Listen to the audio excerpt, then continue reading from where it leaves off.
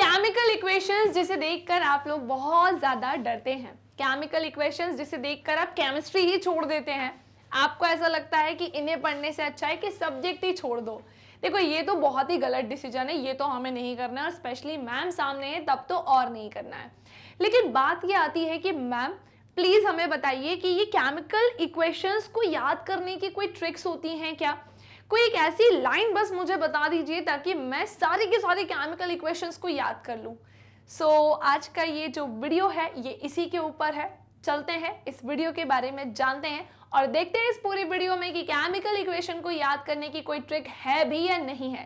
Hello students, this is Anamika Singh, welcome to Magnet Brains. और आज की इस प्यारी सी वीडियो को मैं करने जा रही हूँ स्टार्ट, जहां मैं आपको बताऊंगी सबसे पहली चीज कि हर चीज की बेटा ट्रिक नहीं होती है, और यदि है भी तो मैं यही सजेशन दूंगी, मत भागो।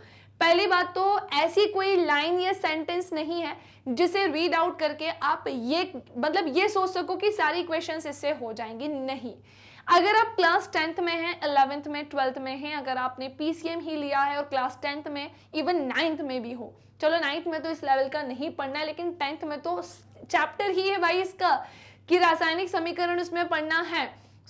हम ये चीजें जब भी पढ़ते हैं ना बेटा, तो आप ये मत सोचना कि किसी भी ट्रिक से आप इसे कर पाओगे। ट्रिक पता है कहाँ पर काम करती है? जहाँ पर हम कोई चीज़ शॉर्ट में लेके जा सकें, एंड केमिकल रिएक्शन कभी भी शॉर्ट नहीं हो सकती है। समझ रहे हो ना? अगर हमें किसी चीज़ का रिएक्शन करना है सो वो कभी भी शॉर्ट नहीं हो सकता है। अगर आपको घर में खिचड़ी भी बनानी है ना, उसका जो तरीका है वो वही तरीके से बनेगी। रोटी बनाने के लिए आप कभी ये नहीं सोच सकते हो कि मैं काम करता हूँ, कच्चा आटा लेता हूँ, वही खा लेता हूँ। नहीं, आपको आटा सानना पड़ेगा, रोटी बेलनी पड़ेगी, उसे पकाना पड़ेगा, तभी आप रोटी खा पाओगे। वैसे ही केमिकल रिएक्शन या केमिकल इक्वेशंस की अगर मैं बात करूं, केमिकल रिएक्शंस बेसिकली जो होती हैं या केमिकल इक्वेशंस पर अभी हमारा चर्चा चल रहा है कि हम कैसे याद करें। बेटा यहाँ पर हर एक चीज होनी चाहिए। अगर एक भी चीज गायब कर दोगे तो शॉर्ट फॉर्म जैसा तो कुछ है ही नहीं, आपकी वो इक्वेशन खराब हो जाएगी। बात कुछ इस प्रकार से है कि मैम कार्बन, और अगर हम बात करें जैसे कार्बन डाइऑक्साइड है, तो कार्बन और ऑक्सीजन के मेल से ही तो कार्बन डाइऑक्साइड बनेगी। क्या मैं कार्बन के साथ दूसरी चीज मिला सकती हूँ? क्या नहीं। सही तरीके से इसका बैलेंस होना बहुत इंपॉर्टेंट होता है। पहले तो मैं आपको कुछ चीजें बताना चाहती हूँ कि जब भी हम केमिकल इक्वेशंस को देखें तो भाई पहली बात तो डरना नहीं है। पहला पॉइंट तो क्या है कि please please please in equations को देखकर डरना बिल्कुल भी नहीं है, क्योंकि जो डर गया वो घर गया, और तुम ऑलरेडी अपने घर पे ही हो। तो मैं ये नहीं कहूंगी कि तुम कहीं और गए, तुम घर पे ही बैठे रह गए। हमें ये बिल्कुल भी नहीं करना है कि केमिस्ट्री तो बहुत बोरिंग सब्जेक्ट है, ये हमें नहीं बनती है। भाई बहुत इंटरेस्टिंग सब्जेक्ट है, हर सब्जेक्ट में इंटरेस्ट लाना पड़ेगा यदि आप टॉप करना चाहते हो, बहुत अच्छे नंबर लाना चाहते हो। पहली चीज की हमें डरना नहीं है। दूसरी चीज की यार देखो, अगर आप क्लास 10th 11th 12th की ही स्पेशली मैं बात करूं, क्योंकि बड़ी बड़ी क्वेश्चंस हमें वही मिलने वाली है, आपका ना थोड़ा सा बेस यहाँ पर स्ट्रांग होना चाहिए। क्या कहा मैंने आप सभी से कि बेटा यहाँ पर ना आप सभी का बेस कैसा होना चाहिए? स्ट्रांग होना चाहिए। आपको पता है यदि आपका बेस स्ट्रांग नहीं होगा ना, आपको समझ ही नहीं आएगा कि किन चीजों को लेकर बात चल रही है। समझ पा रहे हो ये चीज? आप कैसे जान पाओगे किन चीजों को लेकर बात चल रही है जब आपको यही नहीं पता है कि किसका सिंबल क्या होता है। नेक्स्ट इंपॉर्टेंट पॉइंट क्या होगा?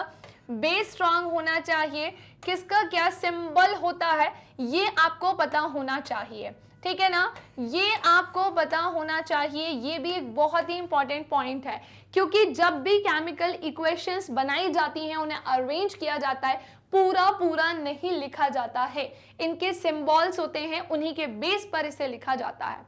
ये वाली बात आई होप आपको समझ में आ गई होगी। डरना नहीं है, बेस स्ट्रांग होना चाहिए। थर्ड पॉइंट भी मैंने आपको बता दिया। चौथी चीज ये कि हमें ना इक्वेशंस को सबसे पहले ये हो जाएगा ना, तो हमें इसे बैलेंस करना सीखना होगा। क्या करना सीखेंगे? फिर हम इसे बैलेंस करना सीखेंगे। क्या इक्वेशंस बैलेंस करना मैम बहुत डिफिकल्ट होता है क्या? नहीं भाई, क्लास 10th में ये आपको, अगर आप मेरे प्रीवियस या पुराने स्टूडेंट है तो मैंने वहाँ सिखाया है, और अगर आप न्यू स्टूडेंट है तो भाई आपको न्यू वीडियोस में मेरी पता चल जाएगा कि हमें इक्वेशंस कैसे बैलेंस करना होता है। बेटा ये बहुत डिफिकल्ट नहीं है, पर यस बहुत आसान भी नहीं है। तो हमें बैलेंस करना सीखना पड़ेगा। जब हमने ये सारे स्टेजेस को हम फॉलो करते चलेंगे ना, तो ये ऑटोमेटिकली हमसे बन जाएगी।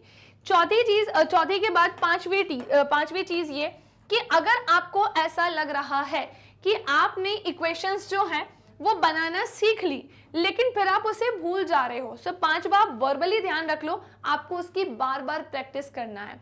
जिनको दिक्कत होती है याद रखने में, लिख लिख के करो, लिख कर करो, सबसे बेस्ट तरीका है ना। अगर तुम याद नहीं कर पा रहे हो तो एक काम करो, 1 बार लिखो, 2 बार लिख के प्रैक्टिस करो, 3 बार, 4 बार, 5 बार।